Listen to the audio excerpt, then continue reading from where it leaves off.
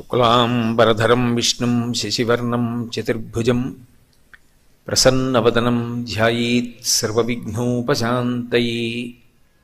గురుర్బ్రహ్మా గురుర్విష్ణుః గురుర్దేవో మహేశ్వరః గురుః సాక్షాత్ పరం బ్రహ్మ తస్మై శ్రీ గురవే నమః. వ్యాసాయ విష్ణురూపాయ వ్యాసరూపాయ విష్ణవే నమో వై బ్రహ్మనిధయే వాసిష్ఠాయ నమో నమః. కూజంతం రామ రామీతి మధురం మధురాక్షరం ఆరుహ్య కవితాశాఖాం వందే వాల్మీకికోకిలం. శ్రుతిస్మృతిపురాణానాం ఆలయం కరుణాలయం నమామి భగవత్పాదశంకరం లోకశంకరం. వాగర్ధావివ సంపృక్తౌ వాగర్ధప్రతిపత్తయే జగతః పితరౌ వందే పార్వతీ పరమేశ్వరౌ. సూక్తిం సమగ్రయతున స్వయమైవ లక్ష్మీః శ్రీరంగరాజమహిషీ మధురైః కటాక్షైః. వైదగ్ధ్యవర్ణగుణగుంభనగౌరవైర్యాం కండూలకర్ణకుహరాः కవయోధయంతి. హైమోర్ధ్వపుండ్రమజహన్మకుటం సునాసం మందస్మితం మకరకుండలచారుగండం. బింబాధరం బహుళదీర్ఘకృపాకటాక్షం శ్రీవేంకటేశముఖమాత్మని సన్నిధత్తాం. విమలపటి కమలకుటి పుస్తకరుద్రాక్షశస్తహస్తపుటి కామాక్షి పక్ష్మలాక్షి కలిత విపంచి విభాసి వైరించి. మనోజవం మరుతతుల్యవేగం జితేంద్రియం బుద్ధిమతాం వరిష్టం. వాతాత్మజం వనరయూధముఖ్యం శ్రీరామదూతం శిరసా నమామి. ఆపదామపహర్తారం దాతారం సర్వసంపదాం లోకాభిరామం శ్రీరామం భూయో భూయో నమామ్యహం. హరి ఓం. పరమేశ్వర స్వరూపైన సభకి నమస్కారం.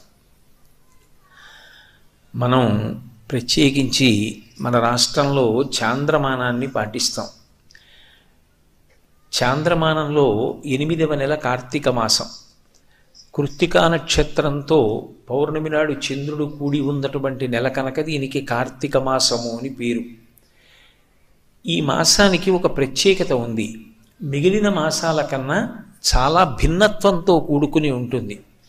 ఎందుచేత అంటే ఈ మాసము కేవలముగా భగవదారాధన ఒక్కటే కాదు, ఇందులో మనుష్య సంబంధాలకి కూడా విశేషమైనటువంటి ప్రాధాన్యత ఉంటుంది. ఒక తల్లి తండ్రి కడుపున పుట్టినటువంటి అన్నదమ్ములు అక్క చెల్లెళ్ల మధ్య ఉండవలసినటువంటి అనుబంధాలకి పెద్దపీట వేసి కొన్ని ప్రత్యేకమైనటువంటి తిథులు ఈ నెలలో నడుస్తాయి. అలాగే మనకి ఉన్నటువంటి చాలా చాలా గొప్ప విశేషం ఏమి అంటే పాము దగ్గర నుంచి ప్రతి జీవిలో కూడా భగవత్ తత్వాన్ని చూసి నమస్కరించడం అలవాటు. అలా ఈ మాసం దగ్గరికి వచ్చేటప్పటికి ప్రత్యేకంగా నాగుల్ని కూడా పూజ చేస్తారు. సరే, దీపానికి ఎనలేని ప్రఖ్యాతి. ఇది కాక వనభోజనాలు ప్రత్యేకంగా ఈ మాసంలోనే నడుస్తాయి. ఇన్ని విధాలుగా వైవిధ్యాన్ని సంతరించుకున్నటువంటి మాసం. గోపూజలు కూడా వీటన్నిటితో పాటుగా చాలా విశేషంగా జరిగేటటువంటి మాసం. శుక్లపక్షంలో ఒక తిథి, కృష్ణపక్షంలో ఒక తిథి ప్రత్యేకంగా గోపూజ కొరకు మాత్రమే ఏర్పాటు చేయబడినటువంటి తిథులు కలిగినటువంటి మాసం. శివకేశవుల మధ్య ఏ విధమైనటువంటి భేదభావాన్ని పాటించకుండా త్రయంబకుడన్న పేరుతో పరమశివుణ్ణి, దామోదరుడన్న పేరుతో శ్రీ మహావిష్ణువుని ఒకే స్వరూపంగా భావన చేస్తూ పూజలు చేసేటటువంటి మాసం కార్తీక మాసం. విశేషించి కార్తీక మాసానికి ఉండేటటువంటి లక్షణం విశేషమైనటువంటి మంచు కురియదు. ఈ మాసం దాటిందనుకోండి శరదృతువు వెళ్ళిపోతుంది. ఎందుచేత అంటే ఆశ్వీజ మాసము కార్తీక మాసము ఈ రెండు శరదృతువు. శరదృతువు దాటిపోయింది అంటే హేమంత ఋతువు ప్రారంభమైపోతుంది. హేమంత ఋతువు ప్రారంభమైందంటే విశేషంగా మంచు పడడం మొదలవుతుంది. మంచు పడడం మొదలైంది అంటే అది జీవకోటికి ఆరోగ్యానికి అంత యోగ్యమైనది కాదు. అందరూ బ్రాహ్మీ ముహూర్తంలో లేచి అనుష్ఠానం చెయ్యడం కూడా అంత తేలికైనటువంటి విశేషం కాదు. గ్రీష్మ ఋతువు ఉందనుకోండి, విశేషమైనటువంటి తాపంతో ఉంటుంది. అందుకే అంత తాపంతో ఉండేటటువంటి కాలంలో భగవంతుని యందు మనసు నిలబెట్టి ఆరాధన చెయ్యడం కూడా అంత తేలిక కాదు. వర్ష ఋతువు ఉందనుకోండి, హోరున వర్షములు పడుతుంటే భగవదారాధన యందు మనసు నిలబెట్టడం, దేవాలయాలకి వెళ్ళడం, ప్రదక్షిణం చెయ్యడం, దీపాలు వెలిగించడం, అనేకమైనటువంటి పూజాదులను నిర్వర్తించడం సుసాధ్యమైనటువంటి విషయం కాదు. ప్రకృతి పరంగా ఆలోచించినప్పటికీ కూడా ఈ కార్తీక మాసంలో ఉన్నంత సౌలభ్యం, ఇప్పుడు ఉన్నటువంటి ఆనుకూల్యత మిగిలిన మాసములలో కనపడదు. ఇది శరదృతువైనటువంటి కారణం చేత పండు వెన్నెల కురుస్తూ ఉంటుంది. చంద్రుడు పరమ ఆహ్లాదకరంగా ప్రకాశిస్తూ ఉంటాడు. ఆకాశమంతా చిన్న చిన్న తెల్లటి దూది పింజల వంటి మబ్బులతో నిండి ఉండి ప్రస్ఫుటమైనటువంటి కాంతి భూమి అంతటా కూడా ప్రసరించి ఉంటుంది.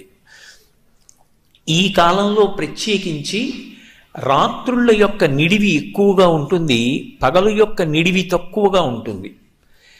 అందరూ కూడా ఉపాసన చెయ్యడానికి యోగ్యమైనటువంటి కాలం. మనకి ఋషులు దార్శనికులు, మనందరం కూడా ఋషులకు రుణపడిపోయాం. ఎందుకని అంటే ఋషులు కేవలం వాళ్ళు తరించడం కాదు, మనందరం కూడా తరించడానికి వీలుగా కాలాన్ని విభాగం చేసి మనకి అందించారు. అలా అందించినప్పుడు ఉపాసనని దృష్టిలో పెట్టుకుని, జంతూనాం నరజన్మ దుర్లభం కనుక నరుడిగా జన్మించినటువంటి వ్యక్తి భగవంతుని ఉపాసన చేసి భగవంతుణ్ణి పొందడానికి యోగ్యమైనటువంటి విభూతి ఏ కాలమునందు బాగా ప్రస్ఫుటమై ప్రసరిస్తుందో అటువంటి కాలమును గణన చేసి ఒక సంవత్సరాన్ని ప్రమాణంగా చేసుకుని దాన్ని రెండుగా విభాగం చేశారు. ఒకటి దక్షిణాయనం, రెండవది ఉత్తరాయణం. దక్షిణాయన పుణ్యకాలము అంటాం. ఎందుచేత అంటే దక్షిణాయనం అంతా కూడా ఉపాసన సంబంధమై ఉంటుంది. ఉపాసన అన్న మాటకు అర్థం ఏమిటంటే దగ్గరగా కూర్చుండుట అని. దగ్గరగా కూర్చుండుట అంటే ఏదో భౌతికంగా దగ్గరగా కూర్చోవడం కాదు, మనసులో భగవంతుడి గురించి చింతన చెయ్యడానికి ఎక్కువ అవకాశం ఉన్నటువంటి సందర్భం. లోపల ఏ పని చేస్తున్నా భగవంతుడి గురించినటువంటి స్మరణ ఉండాలి.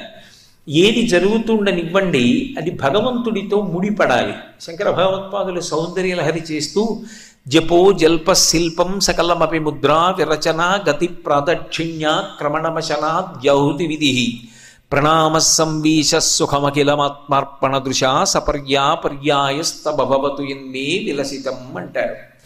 ఒక మాట మాట్లాడుతున్నాను అనుకోండి, ఈ మాట మాట్లాడడానికి కావలసినటువంటి స్వరపీఠిక ఏ ఇతర ప్రాణుల యందు లేదు. కానీ మనుష్య జన్మ ఎత్తినటువంటి నాకు మాత్రమే పరమేశ్వరుడు అనుగ్రహించాడు. నేను మాట్లాడేటటువంటి మాట అందరి మనసులకు శాంతి కల్పించేదై ఉండాలి తప్ప నేను మాట్లాడేటటువంటి మాట ఇతరుల యొక్క మనసుకు వ్యగ్రత కల్పించేది కాకుండుగాక.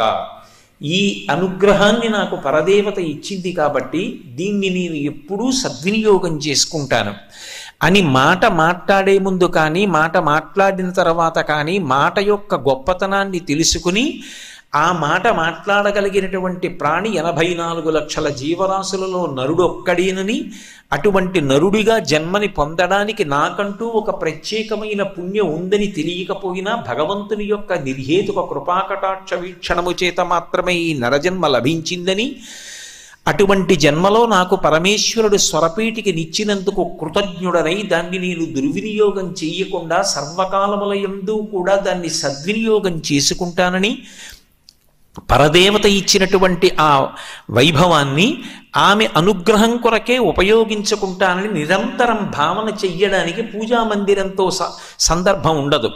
ఎప్పుడూ పూజామందిరంలోనే కూర్చోవలసినటువంటి అవసరం ఉండదు. ఏ మాట మాట్లాడవలసిన అవసరం వచ్చినా ఆ మాట మాట్లాడడానికి శక్తినిచ్చినటువంటి పరదేవతని స్మరించి కృతజ్ఞతని ఆవిష్కరించడానికి మనసులో సంస్కృతి, ఆ ఆర్ద్రమైనటువంటి భావన ఉంటే చాలు. అదిగో అది ఉపాసన.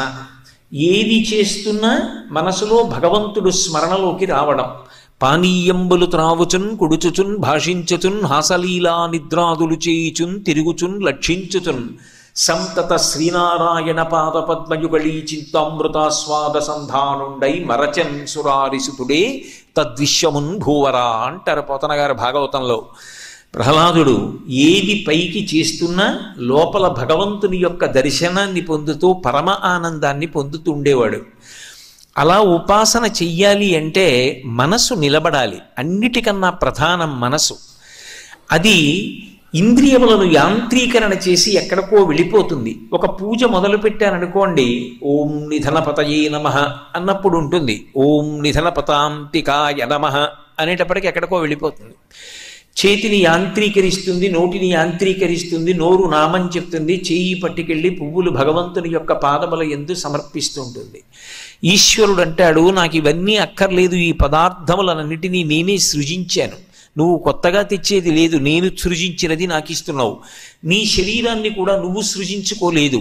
సప్త ధాతువులతో చర్మము, రక్తము, మాంసము, కొవ్వు, అస్థి, శుక్ల, మేధ అనబడేటటువంటి 7 పదార్థములతో దాన్ని నేనే తయారు చేశాను. నాకు కావలసింది నీ మనసు నా పాదముల దగ్గర పెట్టు. నువ్వెవరన్నది నాకు అనవసరం. నరత్వం దేవత్వం నగవన మృగత్వం మశకత పశుత్వం కీటత్వం భవతు విహగత్వాది జననం సదాత్వత్పాదాబ్జ స్మరణ పరమానందలహరీ విహారాసక్తం చేద్రూదయమిహ కింతేన వపుషా అంటారు శంకర భగవత్పాదులు. శరీరంతో సంబంధం లేదు. మనసు భగవంతుని దగ్గర పెట్టగలిగినటువంటి ప్రాణి ఏదైనా తరించింది. ఒక్కొక్కసారి మనుష్య జన్మ కాకపోయినా తరించిన ఉన్నాయి. ఏ వేదంబు పఠించలూత భుజగంబే శాస్త్రములు సూచే తానే విద్యాభ్యాసమునర్చె కరి చించే మంత్రమోహించే బోధావిర్భావ నిధానముల్ చదువులయ్యా కాదు మీ పాద సంసేవాసక్తియ కాక జంతు తతికిన్ శ్రీకాళహస్తీశ్వర అంటాడు ధూర్జటి. ఒక సాలెపురుగు, ఒక ఏనుగు, ఒక పాము తరించాయి. ఒక కొండ నరత్వం దేవత్వం నగవన మృగత్వం మశకత పశుత్వం కీటత్వం భవతు విహగత్వాది జననం అని శంకరులు అన్నట్టుగా ఒక కొండ అయితేనే భద్రాద్రి తపస్సు చేసి రామచంద్రమూర్తిని తన శిరస్సు మీద నిలబెట్టుకోగలిగింది. వామాంకస్థిత జానకీ పరిలసత్కోదండ దండంకరే చక్రం చోర్ధ్వకరీడ బాహుయుగళే శంఖం శరం దక్షిణి బిభ్రాణం జలజాతపత్రనయనం భద్రాద్రి మూర్ధ్ని స్థితం కేయూరాది విభూషితం రఘుపతిం సౌమిత్రియుక్తం భజే. ఆ భద్రాచలం ఎంత గొప్పదైంది, వెంకటాచలం ఎంత గొప్పదైంది, శ్రీశైలం ఎంత గొప్పదైంది. పర్వతములైతే మాత్రం అవి భగవంతుణ్ణి తమ శిరస్సును దాల్చి తరించాయి. మనసు భగవంతుని యందు నిలబెట్టడానికి యోగ్యమైనటువంటి కాలాన్ని ఋషులు గణన చేసి దాన్ని బ్రాహ్మీ ముహూర్తము అని నిర్ణయం చేశారు. బ్రాహ్మీ ముహూర్తము అంటే సూర్యోదయానికి ముందు ఉండేటటువంటి కాలం. సూర్యోదయం నుంచి 88 నిమిషాల ముందున్న కాలాన్ని బ్రాహ్మీ ముహూర్తం ఉండేటటువంటి కాలము అని పిలుస్తారు. అది భగవదారాధనకు అత్యంత ఉపయుక్తమైనటువంటి కాలం. ఆ సమయంలో భగవంతుని యందు మనసు నిలబెట్టడం తేలిక. ఒక రోజుకి సూర్యోదయానికి ముందు 88 నిమిషములు ఎలా అరుణోదయంతో కలిపి భగవదారాధనకు యోగ్యమవుతుందో అలా ఒక సంవత్సరాన్ని ప్రమాణంగా తీసుకుంటే అందులో బ్రాహ్మీ ముహూర్తముగా పరిగణింపబడేటటువంటిది ఆశ్వీజ మాసం. అందుకే తమోగుణం విరిగిపోవడానికి దేవీ నవరాత్రులతో ఉపాసన ప్రారంభమవుతుంది. తర్వాత వచ్చేటటువంటి మాసం కార్తీక మాసం.